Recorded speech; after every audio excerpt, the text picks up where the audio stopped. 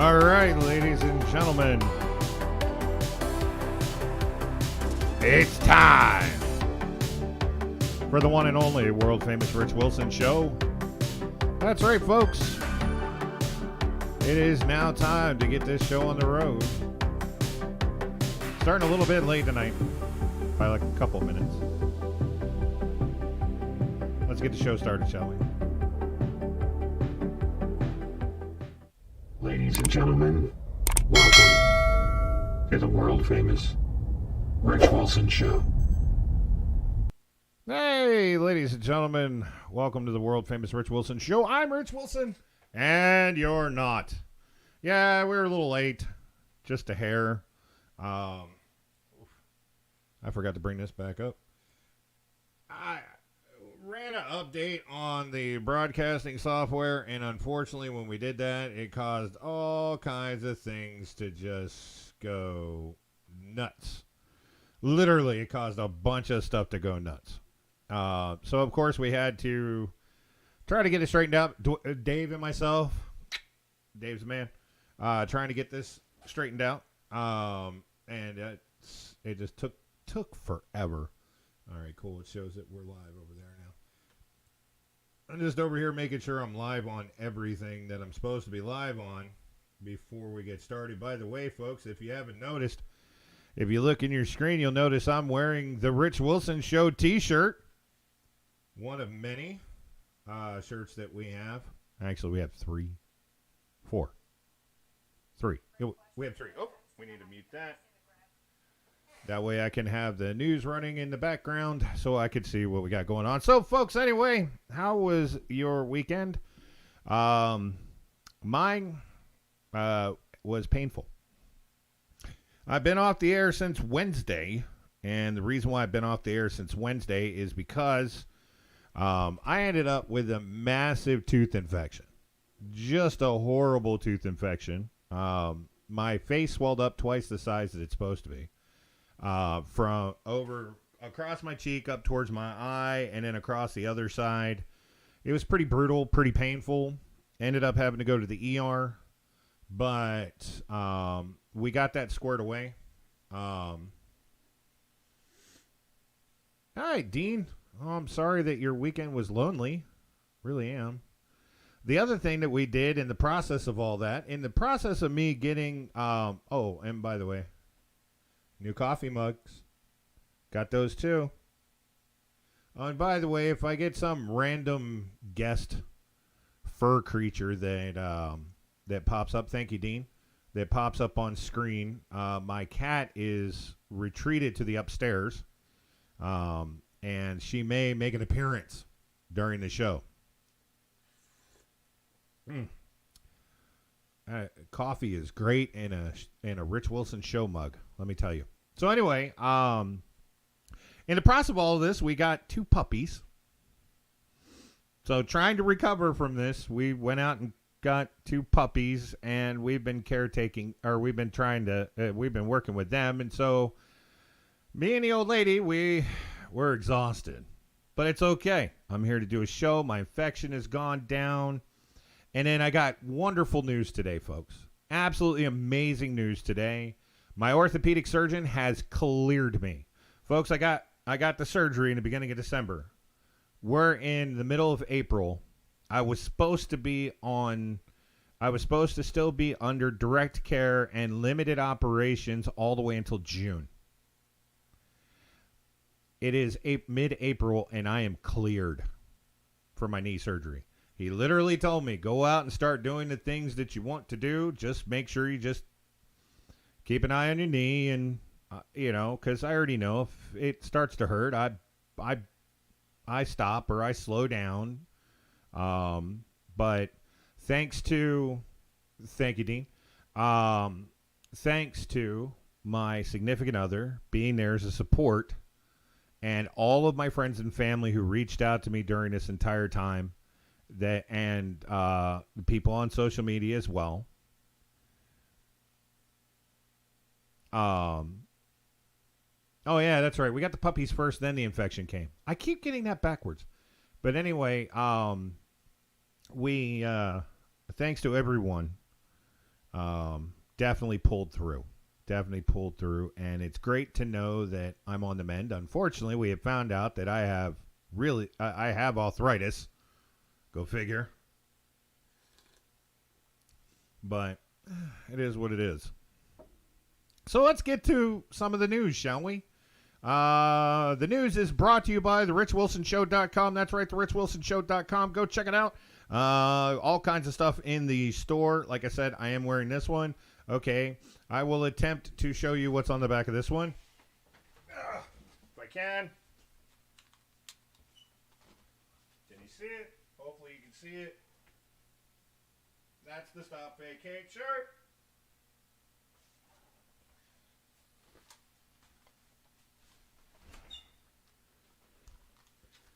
Which is available on the richwilsonshow.com. And also I will be wearing the other shirt tomorrow that will probably tick off a hell of a lot of people. But I don't care. If you mad, you mad. If you live your life being angry, that's your fault. All right. So anyway, let's get to the news, shall we? All right. So you guys, we need to put this image. Can we get this image up on the show, Dave? That way people know what the hell we're even talking about. Because if I start talking about this, nobody's gonna have any clue what we got. So let's get this image up here because people. That's not what I wanted. Okay. Dave, let's get that off the screen. Sometimes when I do stuff, I screw it up. And Dave just sits there and scratches his head. Fighting Black Wolf, I will. Okay, so here's what I'm going to do when it comes to fighting again. I will. Professional wrestling is not happening. Not until I get my neck checked out and I get cleared. That is a rule that my significant other and the station manager have all said that I have to get cleared over my neck to be able to go back to professional wrestling. Okay. However, which that's going to be a while. However, I will go out on the field and I will try to fight. I'm still going to put a brace on to fight. And if it starts to hurt, then I'm backing down. I'm going to stop. And I'm just going to take it at a time. Anyway, on the screen right there is the asshole Republican Senator Mitch McConnell. Okay. I don't like this guy. Never have. He's, let's use the term, blank willow.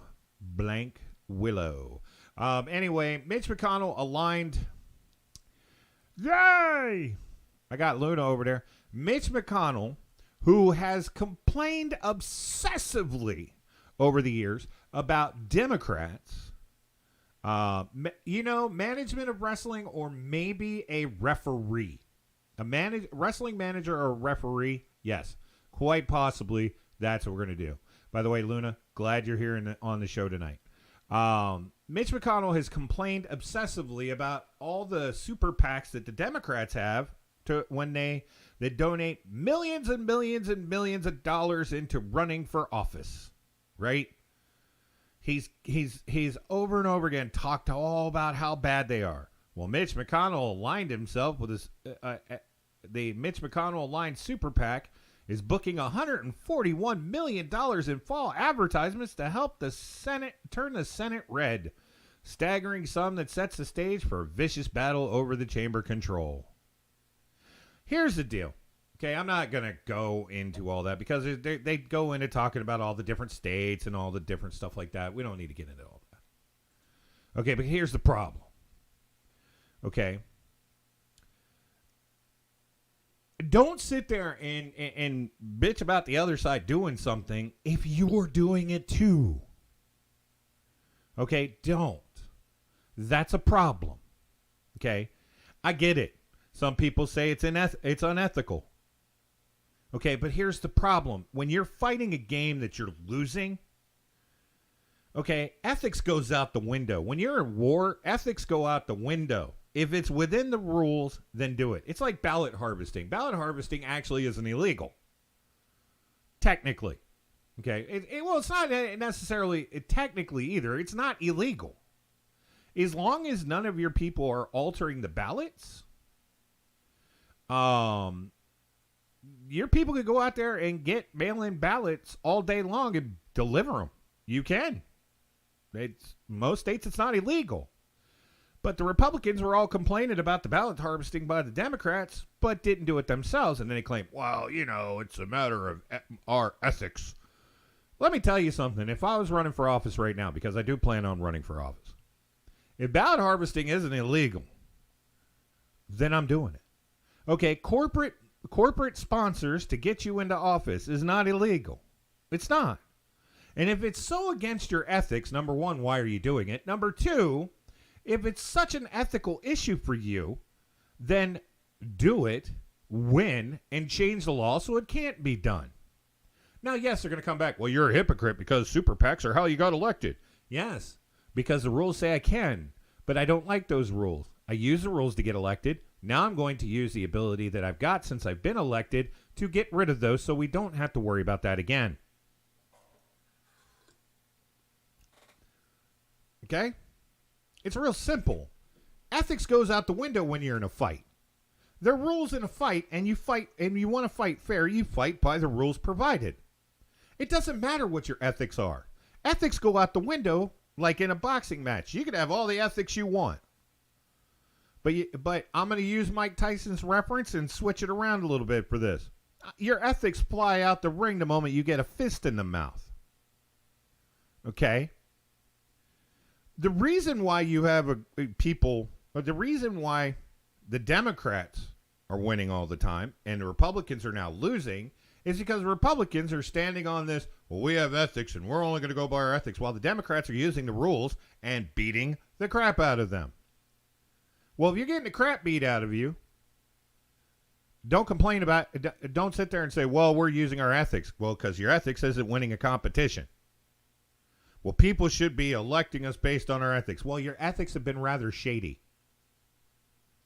A lot of times your ethics have been, on both sides, been rather suspect at best. So just use the rules to get you where you're going. Rules said you could do it. Do it. Stop bitching about other people to do. And especially don't bitch about other people who do when you start doing the same damn thing. Period. That's just straight up hypocrisy. That's, hi, pot. My name is Kettle and you're black. I know there's some of you that think, there's going to be some people out there go, oh my God, you just dropped a racist comment. No, I didn't. The pot calling the kettle black's not racist. You want to talk about another thing that's hypocrisy, and I can't find the picture of the meme now. It has disappeared. I don't know why it has. But let's talk about what's been going on over the last several days when it comes to Twitter. I mean, hell, it was rather interesting what happened today, and we don't have the screenshot for that either. We've been fighting with the software controls, for hours. So Twitter, we all know about Elon Musk trying to buy out Twitter. He bought 9% of the shares, which makes him the largest shareholder there. And now he wants to buy Twitter outright. $54.20 a share, which is higher than what it's worth right now. I dumped my shares this morning in Twitter because they were tanking. I don't want to ride that roller coaster. And the reason why I don't want to ride it is insanely unstable. And the board was actually talking about the poison pill. We'll have a conversation about all that crap one day, but not now. So anyway, I dumped all my shares this morning because of what's going on. Well, here's the thing. Elon Musk came out and said, well, we're talking about taking the company private. Now, where does the hypocrisy lie in this, you ask? You probably wonder, well, where's this? So here's where the hypocrisy lies in this situation. Remember back when Twitter kicked Donald Trump, Ted Cruz, bunch of them off. And then the conservatives were sitting there going, well, you're taking away their free speech. And the liberals came out and said, well, it's a private company and they have the right to manage it how they want to manage it, and they have that choice. It's not a matter of free speech. Okay? They're a private company. They have the right to do what they want to do. Elon Musk came out and said that he wants to buy Twitter, buy all the shares in Twitter, take it private so they can not only regulate the things that are being said, but do it with absolute transparency. So when stuff is taken down, they know, people everywhere know exactly why it was. And then the liberals came out and said, well, you can't do that. That obscures the freedom of speech. And this, you can't do that. You sat there and said 2 years ago, they're a private company and they could do whatever the hell, 3 years ago, they could do whatever the hell they want to do. And that doesn't affect your rights. Now you're saying if Elon Musk does this, that's not what they can, that's not allowed, and that affects your rights. That is called hypocrisy. That's called a bunch of idiots who follow talking points and don't know what the fuck they're saying. I apologize. Sorry for the F-bomb, but they don't know what they're saying. It's like the guy from Sky News Australia. I wish I could have the audio clip of that. Dave, work on that. He turns around and goes, you know, the problem with these people is this. They go out and they say all these things. What they should do is they should record themselves saying this stuff. And maybe if they played it back, they'd realize what lunatics they are. I know it's horrible Australian accent, and I apologize to any of my Australian fans who may get offended by my really horrible attempt at it. I really love watching the British and the Australian Sky News in the mornings because those people don't hold back their statements. I mean, I realize it's Fox News for Europe and Australia, but still, some of the stuff they say is amazing. It's funny. And that's the crazy thing about all this. Zion Brand, laws and ethics laws are the ethics and morals we have agreed upon. If not in the law, then it's just self-imposed limitation and has nothing to do with fair. It's an excuse for losing because they outfought you. I mean, seriously, every time somebody looks, you goes, let's have a fair fight. Bet on the other guy. Because the guy comes out and says we're having a fair fight is the guy that's probably going to lose. He's already setting up the excuse on why he lost. Well, I fought fair and they didn't. I can stand on my moral ground stating that I stood up for it. Yeah, and you're on your ground. You didn't make the podium, Chief. You're a loser. People only remember that you lost. They don't remember you stood for your moral high ground and your ethics. They know that you lost. And then they have to listen to the other guy. Or girl. Or they, them. Okay? They know this. And so when you say, well, I just hope we have a fair fight. That guy's already setting himself up for a loss. Already. I don't tell anybody, let's have a fair fight. I tell everybody, let's have a fight within the rules. Like at my former organization that I'm not naming anymore. You know, they used to sit there, oh, let's have a fair fight. Let's not. Let's have a fight that's within the rules. I don't want a fair fight. I want you to find a way to kick the crap out of somebody. If you decided to have a fair fight, oh, he's playing a first level warrior. Guess I've got to play a first level warrior. He's only got a single short sword. Guess I only have a single short sword. That would be a fair fight.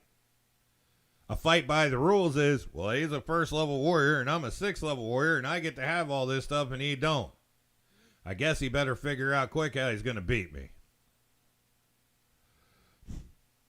Now, eventually, at some point, you beat the brakes off the kid enough, a couple times, and then you turn around, you go back and say, okay, kid, let's start working on how to make you better so you can kick my butt. I'm going to start taking stuff down. I'm going to start at your level and work up on the levels, and you're going to keep fighting me until you find ways to beat me. I mean, that's how you train somebody. The best training is to fight people who are better than you. I'll be retiring from something from what, the organization I'm not naming, or wrestling. Clean fight. And if you want to win, don't like the laws enough, people agree, update the rules. Right? If you don't like them, get in a position of authority and convince people we should change them. It's not a hard concept, folks. The United States has been working that way since, since Cornwallis signed surrender, and the Crown of England finally said, yep, you win. Oh, the organization. Got it. Okay. It's how it's been working. If the people don't like something, they get somebody who's actually going to listen to them. God help you now. And they go in there and they put forth bills to change those rules. It's not that difficult. It's kind of like I give all kinds of crap to the squad, but in all honesty, they're following that rule. They're going in there. They've been voted on by a bunch of people, and they're going in there to change the rules. Do I agree with the rules? Hell no. But are they doing what the system is designed to do? Yeah. But the worst part is they're doing what the system is designed to do. Here's more hypocrisy. And they're the ones sitting there bashing the fucking system. They're the ones sitting there telling America is worthless and a piece of crap, but yet they're using the system to change the system. It's like sitting there trying to say that capitalism is the worst thing in the world while you're sitting to copy Tom McDonald, to quote Tom McDonald. It's like saying capitalism sucks while you tweet from an iPhone and sip on a Starbucks. You're still participating in it, but a junkie doesn't donate money to pharma. Seriously, hypocrisy. It's the moral of the story, folks. Don't sit there and say that you're going to that you stand for something, and you don't like the fact that other people are doing it, and then you do it, because that makes you a hypocrite, and that removes every part of validity that you have. It removes it all. All right, so let's move on to the next story. I beat this one into a dead horse. Beat this into a dead horse? Yes, I beat the dead horse and put it in a dead horse. Sometimes my brain just does not stay at the speed of my mouth. It's amazing sometimes. So anyway, here's a cool little story. I'm pretty sure some of y'all saw it and you're like, what? Drunk kids in elementary school? Yes, drunk kids in elementary school. Evidently somebody wanted snack time to be lit. Check this out. How much did they drink? He claimed she drank 4 to 5 sips. A Dixie cup full of not juice or water, a mixed tequila drink served to 5 and 6-year-olds. How did she feel? She felt like a little woozy. She's a little dizzy when we went in there with the principal. We asked her, was she okay? How did she feel? She said a little dizzy. These parents puzzled, understandable. Their daughters given Jose Cuervo margaritas they thought was juice by a fellow kindergartner Thursday at Grand River Academy in Livonia at snack time. She said the girl poured it in her cup and she drank it, and then the girl ended up telling her what it was. So she went to the teacher and told the teacher that is liquor in this cup, and the teacher gave her like a funny face. It turned out to be a single-serve pre-mixed drink like this. The little girl brought it to school in her backpack. I had a small conversation with my daughter about it, not nothing big, and she told me that the girl knew that it was liquor. Parents are obviously angry over what happened, directing some of that anger to school officials here at Grand River Academy, wondering how could this have been prevented. The school released a statement to us saying in part, while we try to keep an eye on everything our students bring to school, that's simply not possible. It's unfortunate that these types of adult beverages can be easily mistaken for child-friendly drinks, end quote. They also called Poison Control, who said to give the kids water and crackers. I'm not sure if they short-staffed or whatever, but, it shouldn't have happened. The 5 kindergartners who drank the tequila were all okay. The school tells parents in a letter home they'll dole out discipline to the student who served them. But these moms say it's the parents that need the punishing. If your child know what it is, there's nothing wrong with it, but they should know not to touch it as well. They should know that it's not for kids. Reporting in Livonia, Jessica Dupnack, Fox 2 News. All right, that of course comes from Fox 2 News. Yeah, evidently somebody's kid wanted snack time to be lit. Now, I'm not condoning, what happened, and I of course, as a parent of a child, multiple children, I wouldn't be too terribly happy about it if somebody that the school called me and said, "Hey, your kid, snack time, he got a little drunk." I'd be like, "Why?" "Oh, somebody brought some liquor."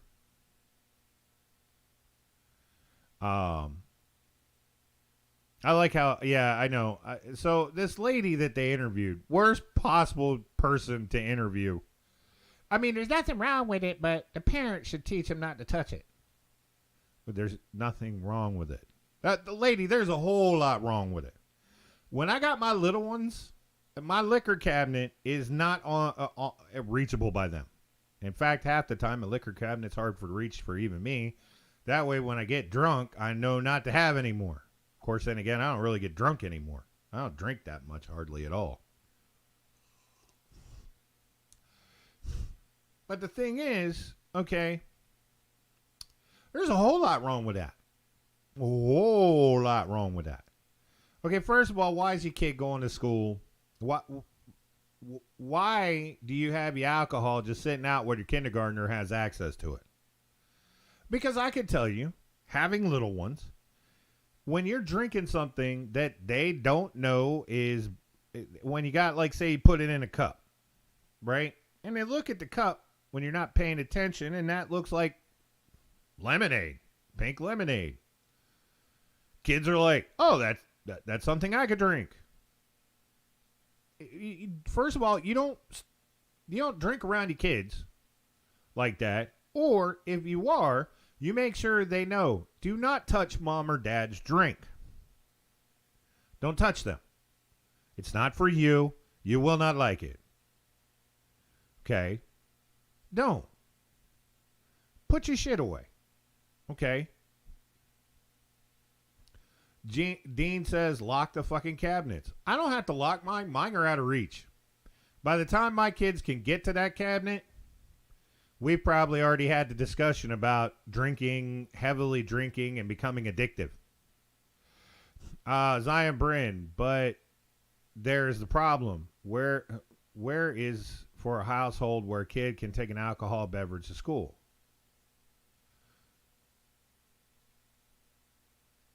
Okay. That and for me that it gives me the assumption that the alcohol is just lying around the house, just out in the open. All my alcohol is literally put away. It is out of view. You cannot see it. People come over to the house, they want to drink. You'll know, because I got to walk into a certain room. I got to reach up into the cabinet. I did make my significant other's gin a little hard to get to because she's short. It's okay. It wasn't unintentional, but I don't want it accessible. I don't want it out in the open. Now, if I'm sitting there having a beer with my friends and my kids happen to be there, that's one thing. And if my kids go, "Dad, can I have a soda?" Because to them, that's what it looks like. Then I go get them a soda for them. Hell, my son, Xavier, when I was sitting there having a beer with my friends, we gave him a Pepsi, and he's sitting right there with us while we're shooting the crap.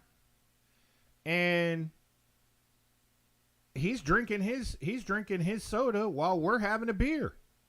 And he thinks he's cool. But he knows there is a certain place where that is located, and he does not go there. It's like my guns. He knows what they are. He knows how to identify them. My children know them, and they know they do not touch them.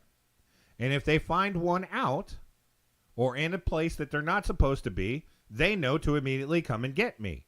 Because, in fact, and I'll tell you that because one time my shotgun was out because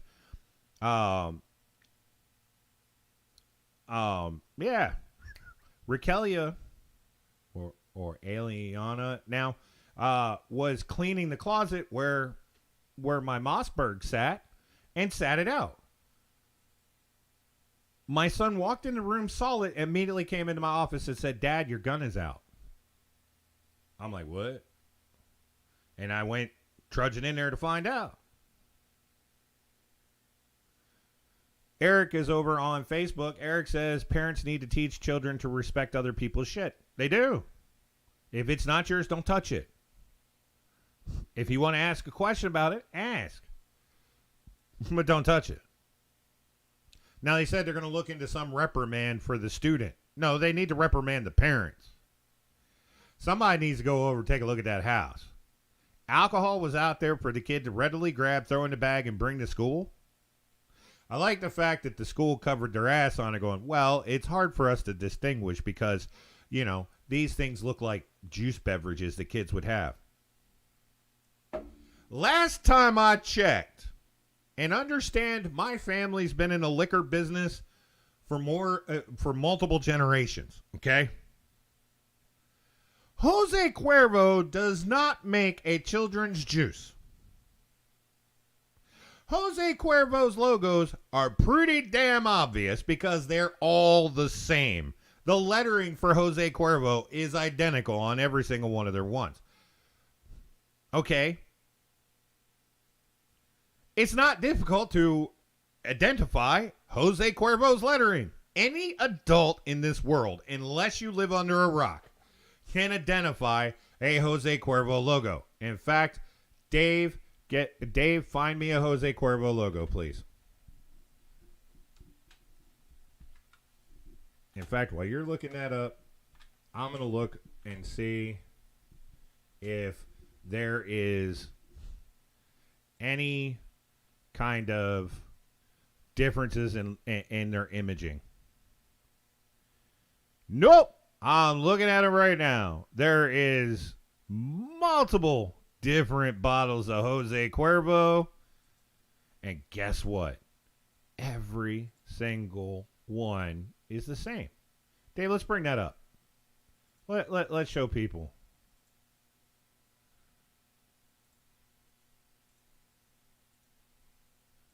Let's show everybody. Every single bottle. I'm looking at the one that the kid had. Okay.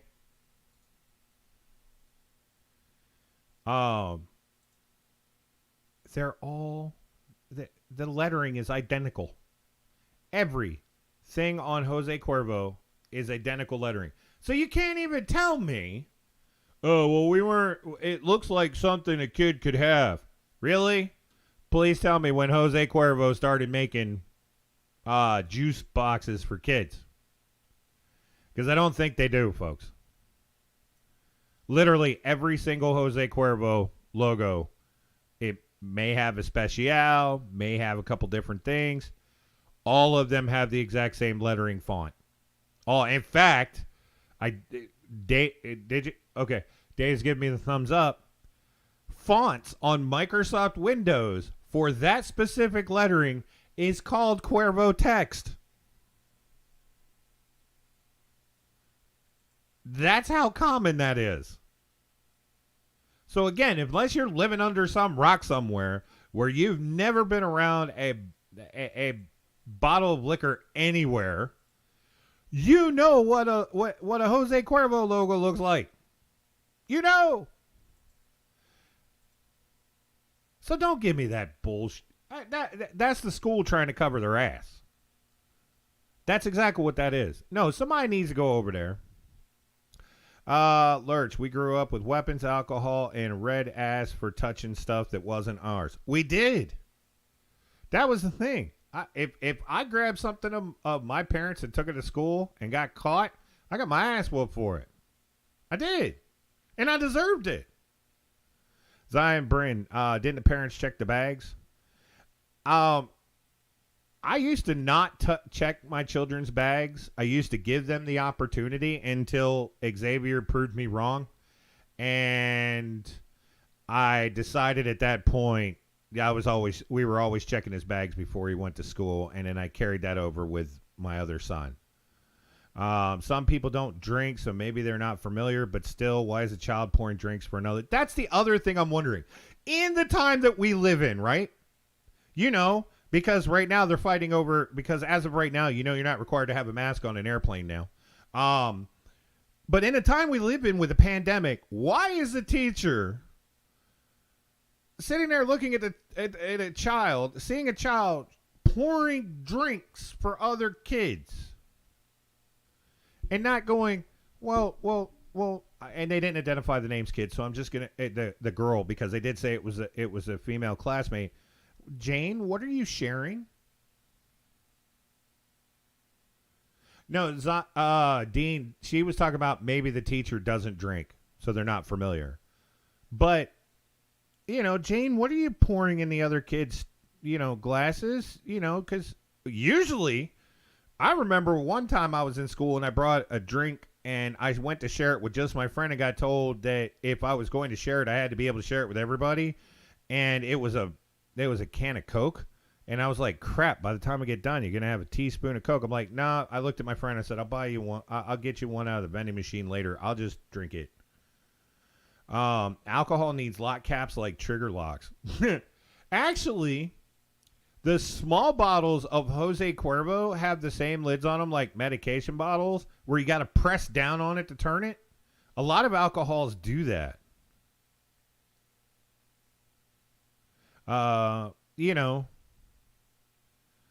There's a lot of alcohol bottles out there. Those plastic ones, the cheap ones you get at you can get at the gas station.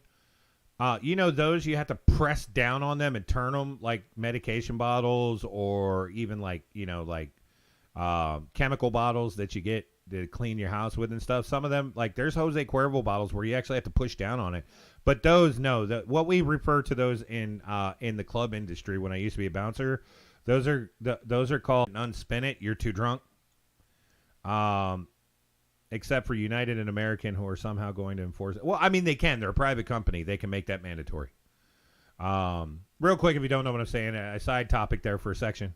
But today, federal judge struck down Biden's extension on the mask mandate for air travel or travel, period.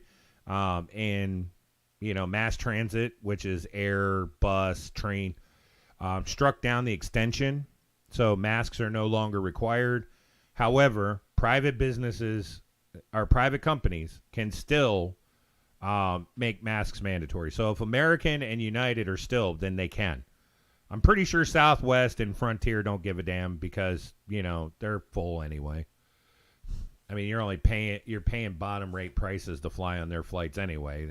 So if you get sick, it's just considered an added bonus. I know Frontier is where I got COVID the first time.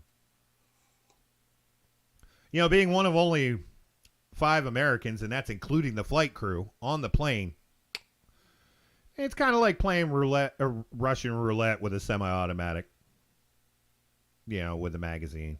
The next round is there. There's no dodging that. But, hey, I could afford it, and I was broke. So Frontier was the way I took. You roll the dice. You gamble. Speaking of gambling, by the way, anybody catch USFL this weekend? I thought it was great. There was a lack of fans in the stands, which was commented on by a lot of people, but understand, they opened Easter weekend. When you're starting out an introductory season of football that's not the NFL, and you start on Easter weekend, you're gonna have a bit of a problem. But the games were amazing. I thought they were great. My team, the Houston Gamblers, why? Because I live next to Houston, and they're the Houston team. That's why I'm rooting for them. They won. They looked great in the beginning and went to sleep in the second half, but luckily they woke up in the last 2 minutes and saved themselves. I enjoyed the hell out of it. I thought it's great. The USFL is giving a lot of people opportunity, can't play in the NFL or didn't get picked up by the NFL, to give the NFL a second look. I am perfectly cool if the USFL turns out to be like minor league baseball. how minor league is to the major leagues. It's where you send all the people to either develop to be able to play in the big show, or where people who didn't quite make the cut has a chance to play. The players were absolutely humble. They were great. They sat there when they were interviewed at the end of their game, sat there and said, we're just grateful that everybody, that the TV crews came out to put it out so people could watch it and give them an opportunity to play football again. I loved it. Thought it was great. There was no weird messaging and all that. It was just a bunch of football players that wanted to go out there and get another shot at it. Okay? And that's amazing. And like I said, if the USFL turns into minor league football, I am for it. I will root for the Houston Gamblers, and hopefully we'll, after this season proves to work out, then the teams will actually be able to be at home, and they could play at, say, a local college stadium, or even get to play in the NFL stadium. Like, say, the NFL games are on, say, Sunday, and let them play, say, Fridays. Well, because college normally plays on Saturdays. Okay, so let them play on a Friday. And I'm for it. I really am. The more sports, the better. I love sports. I love competition. And like I said, if you didn't get a chance to watch the USFL this weekend, next weekend, more games on. Please check it out. Those boys play hard the whole game, because every single play, they're trying to prove that they can play in the NFL. I honestly believe that 2 out of the 3 games, or two out of the 5 games it was this weekend, I think I enjoyed that more than most NFL games I've watched in the last couple of years. Really, it was amazing. You guys got to check it out. Now let's move on to story time with Sheriff Judd. Folks, if you don't know who Sheriff Judd is the sheriff for Polk County, Florida. Now, the reason why I bring him up is he has press conferences when they do stuff. And Sheriff Judd has a way of telling the story of what happened during his press conference. He doesn't just come out and go, this. Any questions? It's not a typical press conference. No, by the way, the news media. Yeah, that's true. So Thursday night? No, because you got Thursday night football. Wednesday nights for the USFL. That works, because Wednesday nights usually suck. There's nothing on. By the way, all 4 of the major media outlets right now are talking about aliens. Go figure. Anyway, Sheriff Judd has this interesting way to make press conferences about what's going on, or press releases, interesting, because he likes to tell a story. And today I stumbled across one, and I thought it was interesting. Folks, for clarity and context, yes, you will notice that there's cuts in this video. This video was originally 25 minutes long, and because there's a whole lot of pausing between statements, so I cut out the pauses, and I had to go through, and trust me, it took a while. So I want you to watch this, and this reporter really tries, really tries to get him, in a gotcha kind of situation. I love how he responded to it. All right, so it's about 10 minutes long, but check this out. You're going to love it, folks. You're going to love it. There's some things in life that's got to be true because you just can't make it up. So I want to introduce you to a young man who's 32 years of age, and he's old enough to know better, Christopher Hendrick. Now, if you don't know Christopher, you ought to take a look at him. There was a lot of people that got to meet him this morning around I-4 and 557 at the Marathon gas station. This is a picture of Christopher. It's a very nice picture in his state prison outfit. You see, he was sentenced to 10 years in state prison for aggravated battery, which was a plea down from attempted murder. He did his full sentence and was released. Apparently he behaved, or at least he was not caught, for 3 years. So let's fast forward to this morning. This morning at 7:45, he is on Interstate 4, and he's involved in a hit and run crash. That's right. He crashes his vehicle that's registered to him, and as he runs off of the road into the swampy area in his vehicle, Christopher says to himself, "Self, I don't think I want to hang around for this," so he runs. I don't know what he thought he was going to accomplish because the vehicle was registered to Christopher Hendricks. He's from Bellevue, Florida, which is in the area of Ocala. Well, now Christopher is on foot. He's fleeing on foot from this hit and run crash he's involved in that the Highway Patrol is working, and he runs up to the Marathon gas station on 557, which is just south of the interstate. And he's tried to steal this lady's vehicle, her gray Chevy Colorado pickup truck. Well, she didn't think much of that. In fact, she was in the process of gassing her vehicle when he tried to get in, so she appropriately took the gas nozzle and sprayed him with gasoline. Christopher rethought that.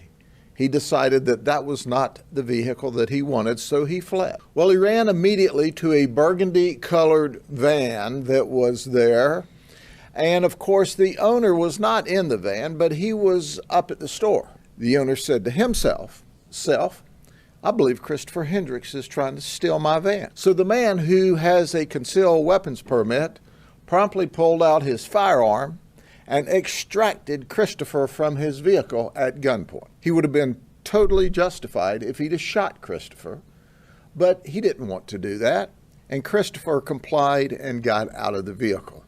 So that's two vehicles that he tried to tap. So Christopher decides that at this point in his excitement that he should probably flee from this particular location, because these folks from Polk County, Florida, were not in the mood to have their car stolen or jacked from them this morning. So what does he do? He starts and he runs down the side of the embankment and he jumps onto the westbound traffic of the interstate. Well, there's a fellow driving a box truck. That fellow says to himself, "Self, I really don't want to run over Christopher Hendricks, who has just jumped into the westbound traffic of Interstate 4. And if that's not a suicidal move, I don't know what is." So he slams on brakes. He is rewarded with his efforts by being rear-ended by a semi. So now we have another crash. Well, Christopher sees that he's created another kerfuffle. So he flees and he runs to the other side of the westbound traffic, where a very nice person driving a green pickup truck has stopped to help. So he tries to get in that vehicle. Well, that fella doesn't think too much about that as well, and he's got his doors locked so he can't get in there. Is Christopher deterred? No, he's not deterred. So he goes to the fourth vehicle. That is another Good Samaritan who stopped on the interstate to try to help in a red Chevy Equinox. He tried to get in that vehicle. That victim grabbed his keys out of his vehicle and he ran. Well, all during this time, people are dialing 911 and our deputies are frantically trying to run in emergency mode to get there. But if you're familiar with this particular area, it's kind of out in the countryside on the interstate. But we arrive. We arrive in force. And we take Christopher Hendricks into custody. And we put Christopher Hendricks in handcuffs in the back of our car. He is not pleased. Christopher Hendricks tries to escape. He kicks the back windows out of the patrol car in an effort to escape. Not only was he going to escape, he was going to steal our handcuffs too. We didn't appreciate that very much. So finally, we've got Christopher Hendricks wrestled under control and locked up in the county jail. It's our goal to send him back to state prison. But first and foremost, I want to thank the two people at the Marathon station, what I call wonderful people from Polk County, who said, Christopher, you're not going to steal my truck. You already tore your own truck up. And then when he ran down into the interstate, people trying to help, he tried to steal their car, and they go, you're not stealing our vehicle. And they resisted him. And ultimately, he was arrested. I have absolutely no idea what this guy was thinking, but it was evident this morning he might have had 5 brain cells. 3 of them weren't working. He's locked up in the county jail as we solidify all of the various felony charges against him. Our goal is to send him back to state prison for an extended period of time because it's painfully evident to us that the community's not safe when he's at large. Now, I know probably his parents will think this is a low-level, nonviolent misdemeanor, and he really didn't mean it, and he's sorry, and he's very sorry, and he didn't mean it, and he won't do it again until he does it again. But that's not the way the rest of us think in the system. The rest of us understand him for what he is. He's a dangerous man. Are there any questions? Sir, do you see that the people involved, specifically the victims, were lucky this morning? And you mentioned he could have been shot, so perhaps you could argue he's lucky too, right? Sure, it was a lucky day for him. He was not injured in the car crash. She didn't set him on fire when she sprayed him with gas. The man who owned the other car, while he was committing forcible felonies, had every right to shoot him and didn't. He only used enough force to get him out of his vehicle and on his way. So he was as fortunate as our victims were. Yes, our victims were fortunate. But you know what is really cool about Polk County? We fight back. We fight back against criminals. We carry concealed firearms. And heck, the lady who didn't have a concealed firearm had a gas hose, which worked just remarkably well. But even after he was in handcuffs in the car, he still fought to get away. What is he thinking? I think he's thinking, I don't want to go back to prison. But we're thinking you should. So that's where we are today. Sheriff, you're not allowed to use deadly force for a property crime. Why do you say he would have been justified in killing him? Well, because that is first off, he tried a carjacking with a lady. And then he was doing a burglary of a vehicle, and he was in the string of a group of felonies at the time. That sounds pretty shaky. It is if you're the suspect. I guarantee you, when you start trying to carjack somebody's car at a gas station, you're subject to get shot, and shot a lot. Did he have a weapon? She didn't have to have a weapon, brother. You can carjack with just pure violence and force. Stealing a car. He was trying to carjack the First Lady. She was gassing up. What does that have to do with the gun? It's all the same thing. It's all the same event. You don't think that's a dangerous message you're putting out to Polk County citizens? That is an absolute correct message I'm putting out to Polk County citizens. You try to break into somebody's car and steal it while they're there with it, that's called armed carjacking. He wasn't armed. The other guy was armed. You don't look at individual events. You look at the string of violent felonies he was committing. And that's a violent felony to try to take somebody's car from them with force, with or without a weapon. And you're sending the wrong message. The message is you don't have to have a firearm.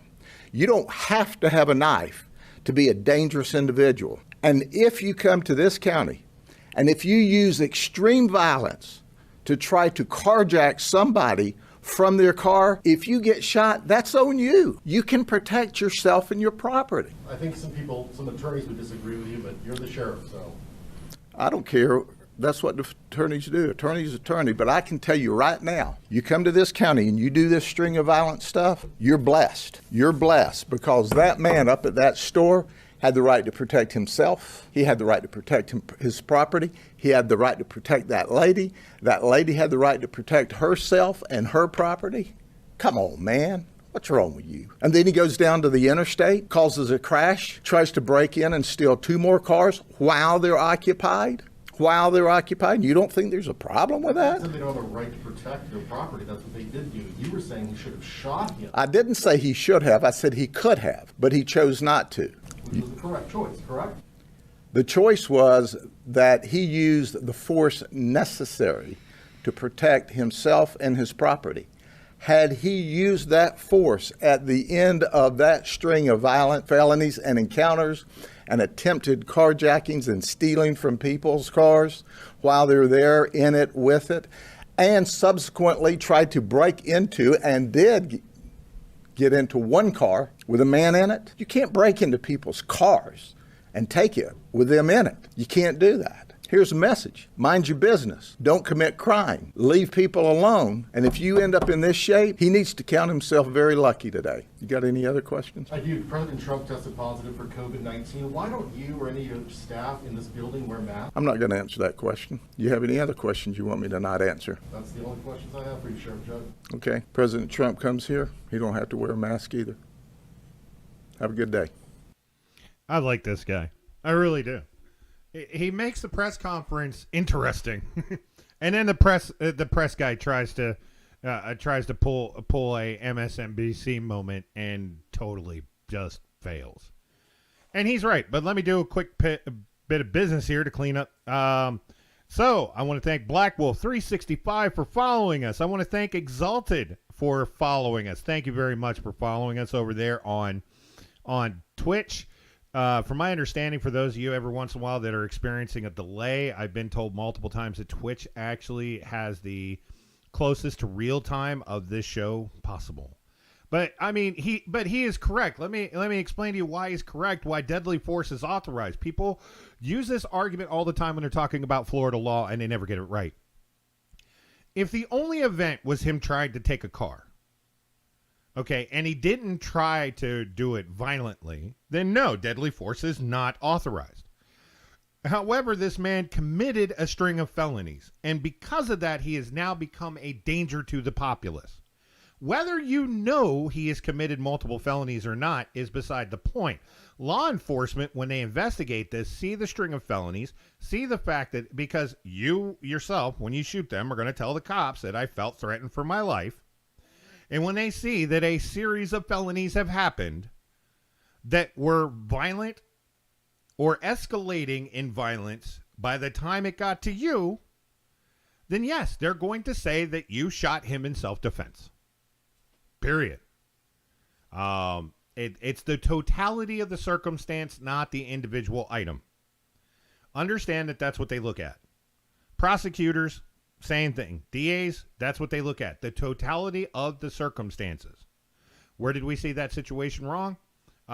Rittenhouse's case was handled incorrectly on that. They looked at each individual circumstance, not the totalities. That's where they got that wrong. Okay. But I like the guy. I really do. I mean, the guy is spot on, and he makes the press conference interesting with the way that he tells you what happened. I literally could sit there, and I've watched several of his press conferences. Almost every other morning, I'll go onto YouTube to look up some videos for what's going on in the world, and lo and behold, there he is. You know, they did one. They did a bust not too long ago where they busted like 109 people involved in sex trafficking. And come to find out, 3 of the perpetrators worked at Disney World. By the way, I'm still working on that story. Disney World turned out that it's not the happiest place on earth like they would like to tell you it is. Evidently, multiple members of staff are involved in some really shady dealings over there involving children. Just saying. If you take your kids to Disney World, I'm gonna tell you, based on some of the stuff that I've seen now, don't leave their side. Don't go run off and go ride some rides over there. Me and Mom will be sitting over here. Just come back when you're done. No, don't. Do not do that. I'm just letting you know right now. There's nothing wrong with going there and letting your kids enjoy themselves, because they're always going to want to, kids are at some point are always going to want to go to Disney World. Don't leave their side. Okay? Don't leave their side. Period. If it's a ride that they got to ride, you can't ride. Make sure you watch as they're put on the ride and watch everything that happens, and then watch them go off onto the ride, watch them come back, and watch them get your children out, and watch everything that they do. Just trust me when I say this, and there's going to be a show that's going to follow that. Also, coming up, hopefully soon, we're going to talk about how we're actually in World War III right now. But people don't understand that war is not like war used to be. I'll just tell you some of the bits of it right now, and I'm probably going to put together for tomorrow's show. The Chinese are sending missiles and rocket equipment into Serbia to back the Russian forces and the Ukrainian separatists that want to attack Ukraine with Russia. So the Chinese are now full bore supporting the Russian side of this, while most of Europe and the United States is backing the Ukrainians. We're literally fighting a World War III by proxy. Think about that, folks. We are fighting World War III by proxy. That's where we're at today. It doesn't matter what you think on the conspiracy theories of this side or that side or this side or that side. It's quite literally, we are fighting World War III by proxy. Okay? Because the facts on the ground, NATO countries are supporting the Ukraine by dumping money and weapons in there. Russia is fighting Ukraine, and the Chinese are now supporting the Russians with money and equipment. This is World War III by proxy, folks. Everybody thought World War III was going to be the nuclear event, and we're all going to die, and we're living underground. No. You know, World War III is being fought proxy-wise. And unfortunately, there's a lot of innocent people that will lose their lives because of this. I'm just saying. I know there's a lot of people that believe this or believe that. How will we actually get drawn into this one? Well, right now we're actually involved in it. We made a promise to the Ukrainians back during the end of the first Bush administration, Bush Sr., and the Clinton administration, when Ukraine wanted to separate from Russia, and we guaranteed them that we would support them as long as they gave up their long-range missile capabilities that they had from when Russia controlled it, and which they did. And we promised that we would support them. Well, the problem is, it's an agreement. Now, we did not state the total nature of the support, so right now we're supporting them by giving them money and weapons. How will we actually get drawn into this one on the ground? The only way that we would get drawn into this on the ground right now is if Russia makes the mistake of attacking a NATO country. So say Poland's sitting right there, which Poland's a NATO country, and Russia even inadvertently attacks Poland. Well, that triggers Article 5. NATO goes to war with Russia. Then the United States is on the ground and fighting heads up. And with the Chinese supporting the Russians, that means the Chinese are going to start sending equipment and troops in as well. And you literally have on the ground World War III. Right now, it's World War III by proxy. People say, well, this could spawn World War III. No, folks, it already has. It's just the only militaries that are technically on the ground are the Russians and the Ukrainians. But all the other countries in the world are sending in support on either side. And like I said, war has changed. The world wars will not be fought the same way as they used to be fought. They will be fought in a much different pattern. And by the way, did anybody miss today that the Iranians directly threatened the Israelis again? They threatened to wipe Israel off the face of the earth again. And in fact, they even tweeted about it.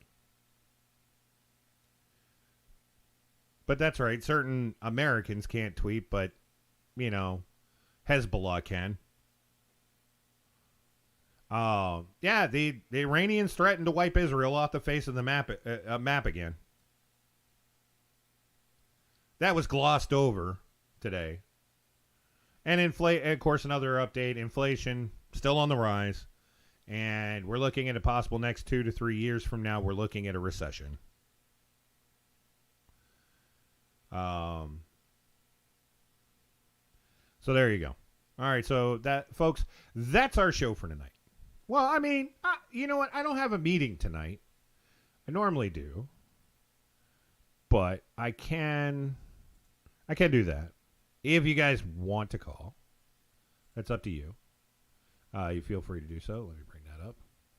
I don't know if anybody's ever called the show. No, I still got that same one.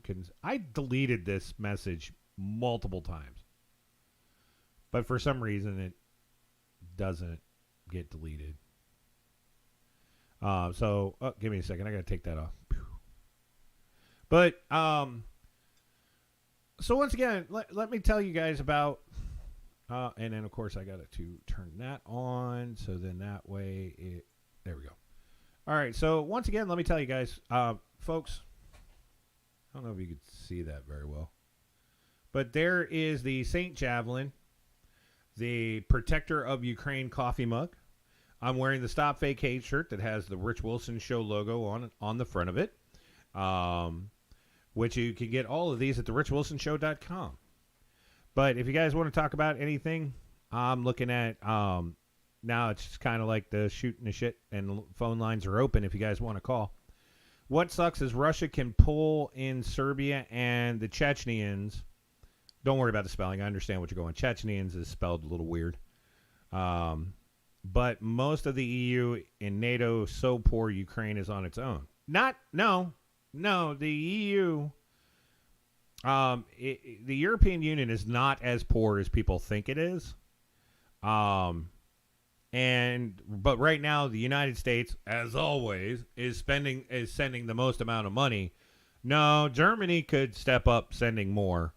But we saw that, Switzerland and Finland are now talking about joining the UN, and Putin said, or not UN, but NATO, and Putin came out and said if they do that, he's going to consider that a threat. I swear at this point, if the German chancellor farted the wrong way, I think Putin would take that as a threat. I don't know.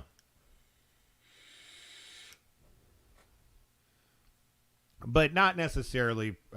There's been money that's been coming out of NATO, not matching the amount of that the United States individually has been sending. Definitely not. Somebody did ask, by the way. I dropped it. In case you're wondering, we also have stickers for the patron saint of Ukraine. U.S. World Police.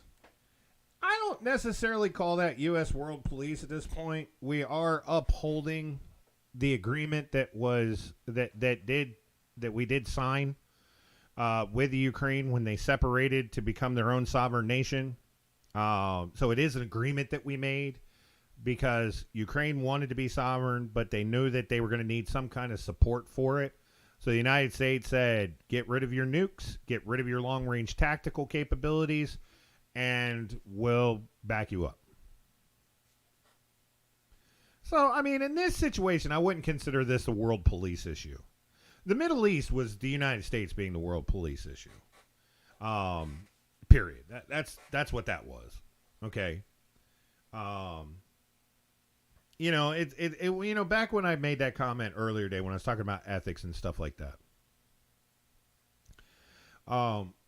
If you take a look at America's, fighting prowess in the world, before the middle of Vietnam, the United States did not put its ethics or its moral standards before accomplishing the mission. They knew that the military was designed to do two things: break shit and occupy. Okay? And that's what they did. And we were undefeated in our fights. But then midway through Vietnam, we decided we were going to start standing on ethics. And we were going to morals and the hearts and minds. And what happened? We started getting our ass kicked. When you take a service that's designed to do two things and then decide it's got to do a billion other things, it fails. Because it wasn't built that way. Okay? It's like trying to take a Ford Model A and making it an electric automobile. It won't work. Why? It wasn't built that way. It's a combustion engine vehicle. It's not wired for it. It can't be done. All the stuff you would have to do to convert it. Which means you'd have several failed attempts before you finally got it right. Well, in order for the military to be the winners of the hearts and minds, trust me, I'm a vet, United States Army. In order to win the hearts and minds, you'd have to change the entire system, the entire structure of how the military works. And they didn't, and they thought, well, we could just use the system that's in place. And it's a failure. The United States military is designed to break shit and to occupy shit. And when we're done occupying shit, we leave. And then you rebuild it. Now, where the hearts and minds crap comes in is after that. Look at Japan. World War II. What did we do after that? We helped Japan rebuild itself.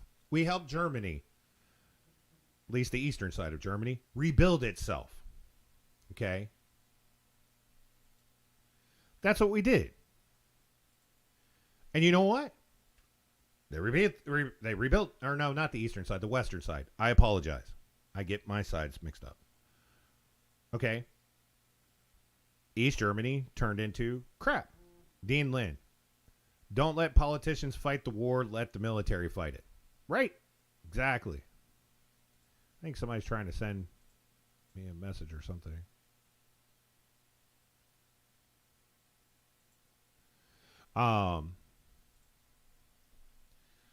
But that's,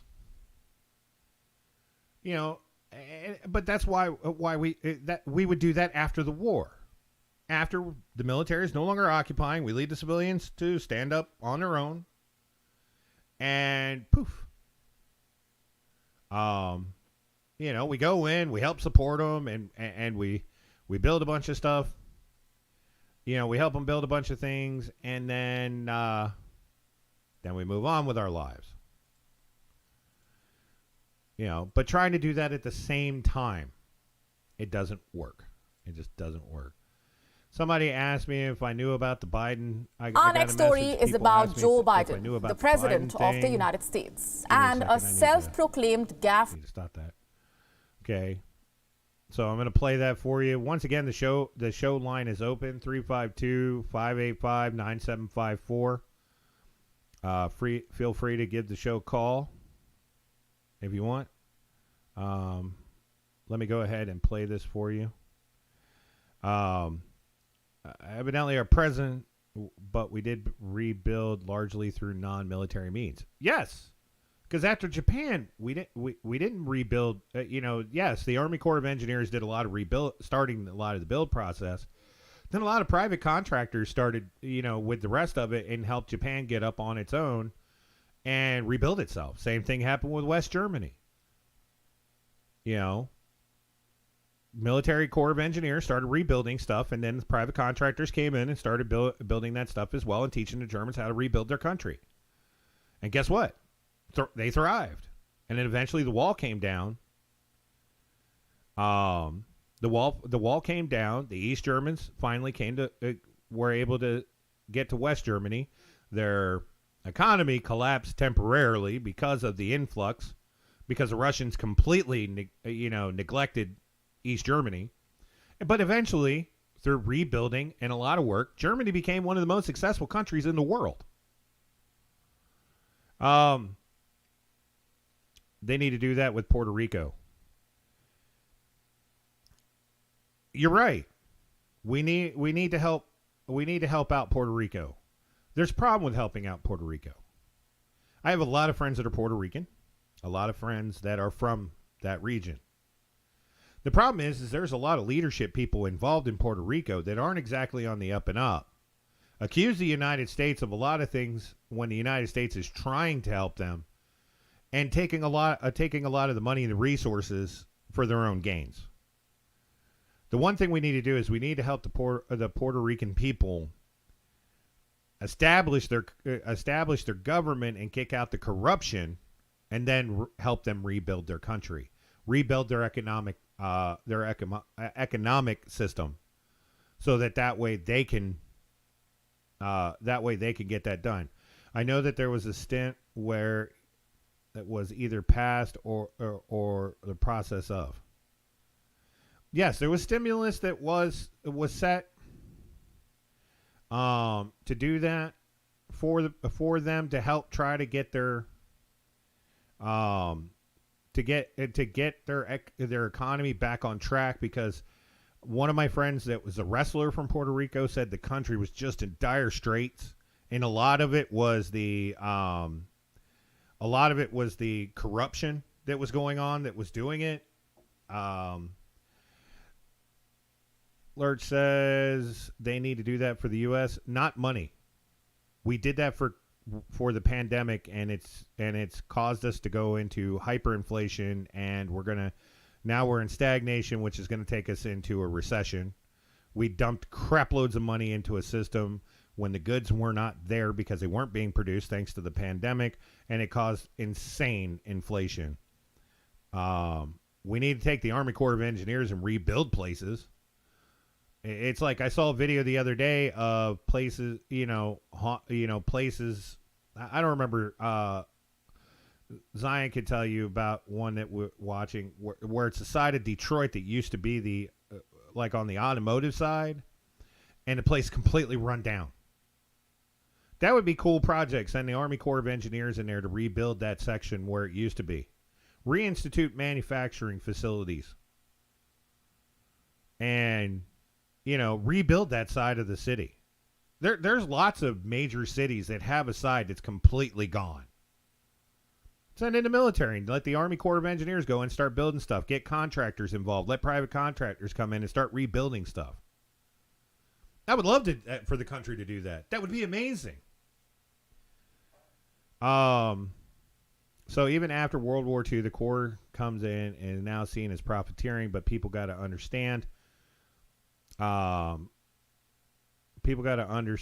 Successful business means success for everyone. Locals and the Corps make money.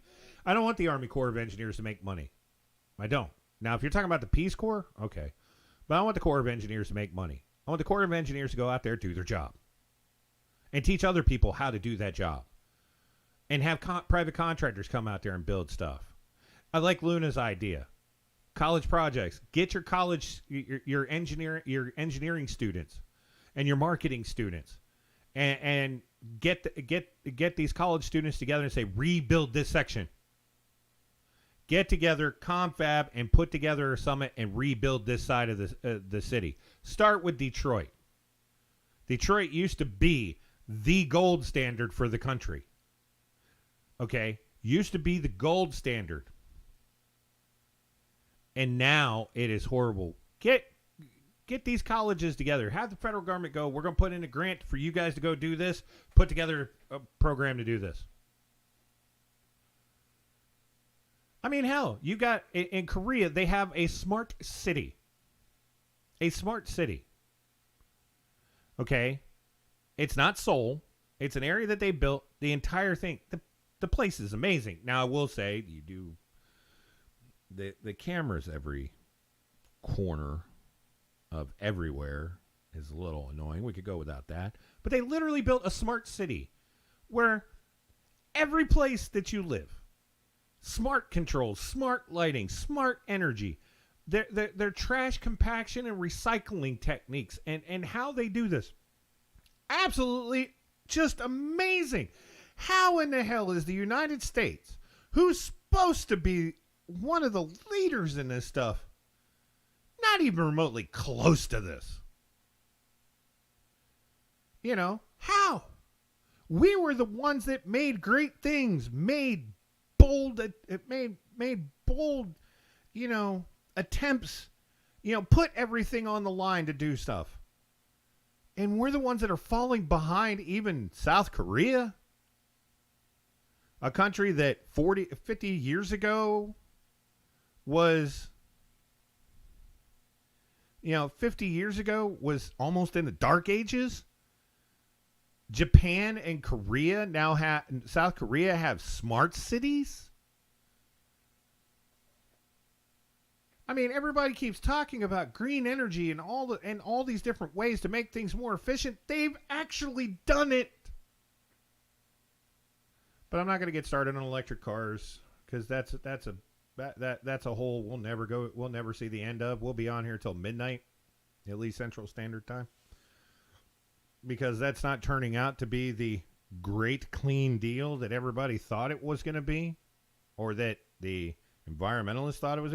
I still find it funny that in all honesty, the guy that perfected the electric automobile in this or the electric automobile market in this country is an African American that everybody says is the enemy. People are like, what? He's a white dude. No, actually, Elon Musk is from Africa. He's born and was raised part of his life in Africa. But now, and he's the one that makes electric cars and smart this and smart that. And everybody thinks he's the enemy now. The environmentalists should still love the guy. Reusable rockets. Instead of just letting them crash or float around in space or crash into the ocean. Using 99% clean fuels to launch rockets into space. I mean, it's nuts, but this guy's the enemy. It's why this country is so weird. Business investments where there is opportunity. Business is good for all. Things get made. People have jobs. Investors make some money. Dumping money doesn't create. So no more supply, just demand, and it breaks the economy. And that's what we're seeing now. Folks, the reason why you're having supply chain issues still is because the pandemic happened. The government gave people a bunch of money. Bunch of people did not only use it for supplies they needed, bought a bunch of stuff.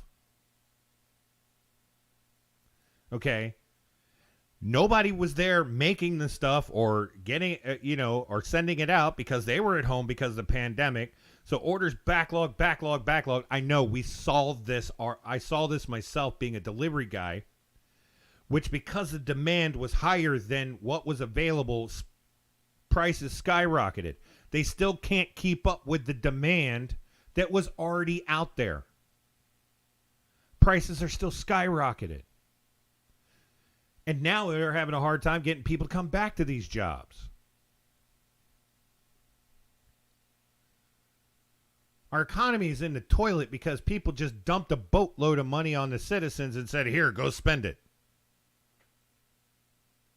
That's why our economy is such in bad shape right now. It started with Donald Trump, but Biden just to the moon with it. Okay? And I said even when Trump came out with the idea, I thought it was a bad idea. I thought it was a horrible idea. Giving people free money to do whatever they want with it. No, they should have been given access to resources to be able to make it through the pandemic. Not just given free money to do whatever they want with it. But that was my take on it. That's because I'm an economist. I like the ability to go out and make $1. Then I like the ability to spend $1. But I also like the ability that the guy next to me, he could spend his $1 on the same thing I can. We both can walk away happy. All right. I had the phone lines open. Nobody called in, so we're going to go ahead and close the phone lines down. Folks, I know some people are all like, oh, I don't know if I want to call. But folks, trust me, I had a radio show for 5 years. I had 6-figure viewer numbers. Okay? People call me all the time. It's no problem to call the show. But it's cool. One of these days, I'll get one of y'all to call, and then y'all just call me like crazy, which is cool. They're like, oh, you call a podcast. People don't do that. Oh, yeah, there's podcasts, got phone calls. We did have this happen. This is making the rounds. This has set the internet on fire. Our president attempting to shake hands with someone who doesn't exist. Our next story is about Joe Biden, the president of the United States, and a self-proclaimed gaffe machine. In 2018, Biden confessed that he is prone to gaffes. 4 years on, he is only living up to what he said. At a recent event in North Carolina, he appeared to be shaking hands with no one. Quite literally, he turned around after his speech and shook hands with thin air. The gaffe has opened a can of worms. American citizens are saying their president needs help. Here's a report. Joe Biden is a gaffe machine. We're not saying this. The US president himself admitted this in 2018. announcing his bid for the 2020 presidential race. He himself acknowledged his gaffe-prone nature, but stressed that he's the most qualified person to run the country. Not sure about whether he's lived up to the promise, but his gaffes have certainly not ended. At a recent gathering in North Carolina, the 79-year-old U.S. president delivered an arousing speech and then turned around to shake hands with thin air. Watch how. Like, he goes to shake. There's no The one video there. has since gone viral, and Twitter users are having a field day. Some say he was shaking hands with his voter base. Others say it was John Cena. And yet others are pointing out how this wasn't the first time. How the US president has on numerous occasions shaken hands with absolutely no one. The handshake gaffe is certainly chucklesome, but it's just one among many, from slips of tongue to falling asleep to abusing on mic. Biden has done it all. At last year's COP26 climate summit, Biden fell asleep for more than 30 seconds. He was then woken by a staff member and then proceeded to applaud as if he listened to the entire speech. This was last year. Biden was caught on a hot mic, cursing a Fox News reporter at a White House event. On another occasion, he called Kamala Harris the president instead of vice president. On yet another occasion, he called her the first lady. In the arrangement, who's on the stage because of the first lady's husband. Sometimes he gets confused, trying to find his way off the stage. Embarrassing or not, Biden's gaffes help him stay in the headlines more than his actual policies ever do. Bureau Report, We On, World is One. We On, now available in. Okay, I We On sometimes can have some hilarious deals. They have an interesting news organization, let me tell you. But no, like literally, it's Stanford University said they researched the video and said he was giving a hand gesture to the crowd. Was he going, woof, woof? I mean, what was it? He didn't do the dog. He literally reaches out, and then his head pops back like, oh shit, nobody's there. And then he goes, he turns. He is staring at this side, like somebody was supposed to be there. Does this, and did you notice? He turns around and does it again. Nobody's there. Then he looks to it. He looks over. Now it's to his right. Originally it was to his left. And he's got this look like, what am I doing? Where am I at? That's the president of the United States, folks. That's our president. Okay. Starting to wonder. I mean, maybe he sees Dean's like, and he has the nuclear codes. And by the way, the can't see me thing, as soon as they said maybe it was John Cena, I didn't realize you guys couldn't see my face, and I did this. He has the nuclear codes. I know. I'm pretty sure the Marine that guards the football probably is dreading if there's a day where he has to hand it to the president. But anyway, like I said, I thought Ronald Reagan was bad the last year of his presidency. The last year, the man was gone. He had checked out. The lights were on, but nobody was home. Which is sad because he was he had some great policies. He had some very poor ones too. The great amnesty was Ronald Reagan. But he was checked out too. And the mental health clause should have been exercised on Ronald Reagan, and Bush Sr. should have been immediately made president. The moment he was diagnosed with Alzheimer's, that should have been the end of it. At least GW was fumbly with speeches. I mean, George Bush Jr. You want to talk about getting some laughs? Just listening to that man talk about nuclear. we're gonna nuclear option. But I mean, every president has something you can make fun of. I mean, like Bill Clinton's thumb, and well, that depends on what your definition of is. What?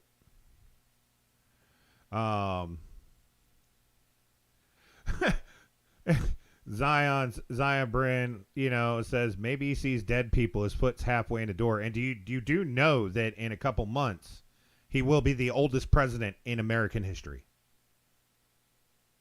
I think it's what, May or November is his birthday. I can't remember, but he'll turn 80 years old.